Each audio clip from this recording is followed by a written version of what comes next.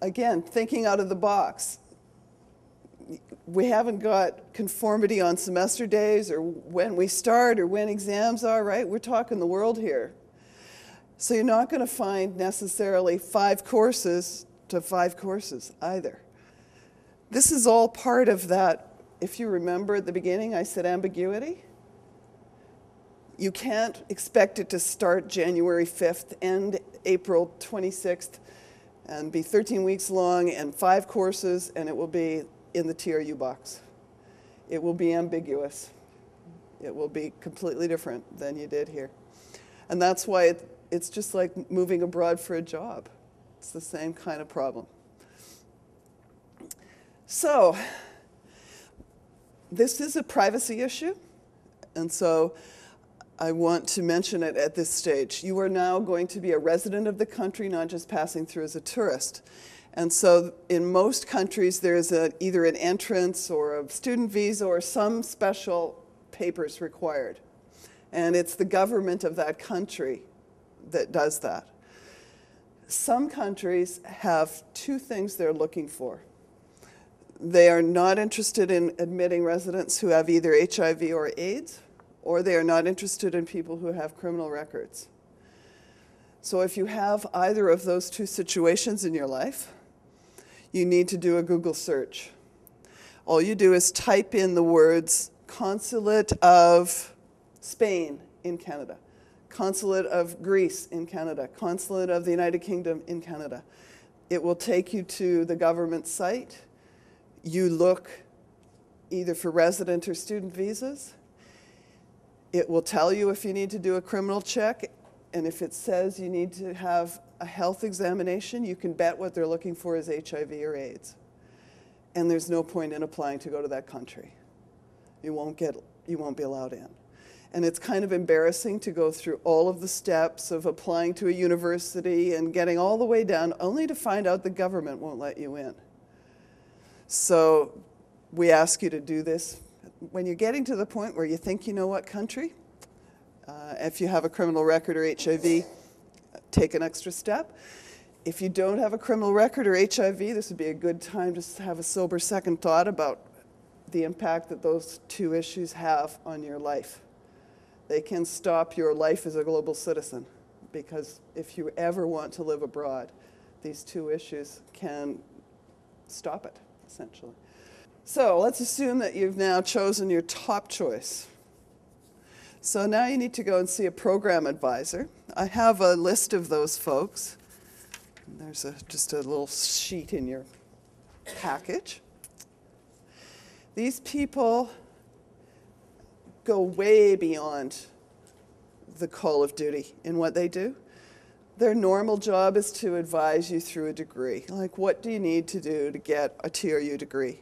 But off the side of their desk, out of the goodness of their hearts, if you come to them and say, I want to study abroad, they'll take a deep breath and go, okay, you're going to be a lot more work, but we need to make this happen. And so you need to walk into this person really well prepared. If you walk in and go, I don't know, I want to study abroad, what do you think? They are supposed to say, how about you go and think on, come back when you're better prepared. But when you get to the point where you're pretty sure you know where you want to go, have a good idea what classes you think you'd like to study, you go into them, and part of the application is a page. And half of it says what I want to study abroad, and the other side says what credits I'll get at TRU. And this program advisor signs off on that. And that's sort of it's not a contract, okay? Because this is a moving object that we're dealing with here, but it's like a statement of good faith that you've actually done a little bit of thinking about this, because you can go abroad and find a class is canceled, right? It happens here. It can happen anywhere. The professor could get sick, or the enrollment's too low, or it's just not offered. So we do need to be prepared for the unexpected, but in trying to get the academic credit, we're trying to get you to think it through. That said, they start a file on you, and they work with you even when you're abroad. I can't tell you how often I hear somebody gets abroad and it's like, oh my goodness, I just heard about this fantastic course, great professor, everybody says he's the best thing on earth. Can I take his class instead and cancel this one? And yeah, as long as you and your program advisor have a good relationship, they do that kind of changes, because you never know what will happen. And you may say, I don't care whether I get credit for it, I just really want to take this. And that's okay. And lots of students do it. So now we get to the point where you're starting to prepare an application for my office. So there's a main application. You're going to need a couple of faculty people, unless you're in tourism. Tourism folks don't have to do that. But we need a couple of faculty to say, yeah, they're a good candidate. We need an official transcript.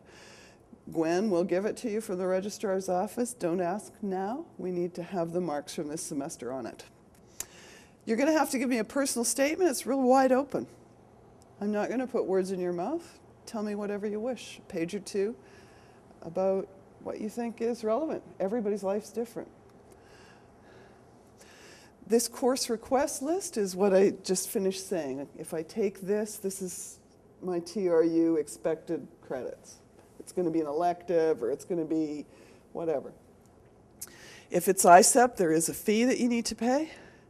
If it's ICEP, and you're going to certain countries, you need to prove that you have reasonable skills in that language, or else admit you have no skills so that they know you're at very minimal language levels.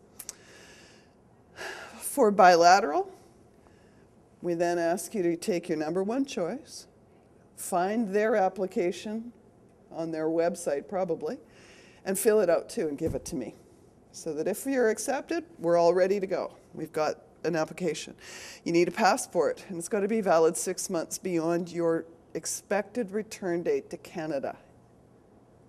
Okay? Not valid 6 months, like if you're going to Europe in the fall and expect to be home Christmas 14 months from now. That passport needs to be valid into July or August of the year following, not until Christmas. And the reason is that if the day before you leave you get hit by a car and you're in a coma and your passport expires, you're a person non grata. That's a major problem diplomatically. And so most countries will not give you a visa unless your passport has extra validity. Then you need to come and see me. I like to meet one-on-one at least once with you for an hour. And in lots of cases, it's several times. You never know what comes up.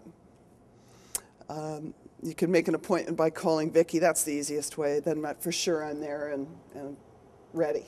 If you just wander up, it's pretty hard to squeeze in an hour. So once the application comes to me, the next step is for us to approve it here at TRU. And I do look at the quality.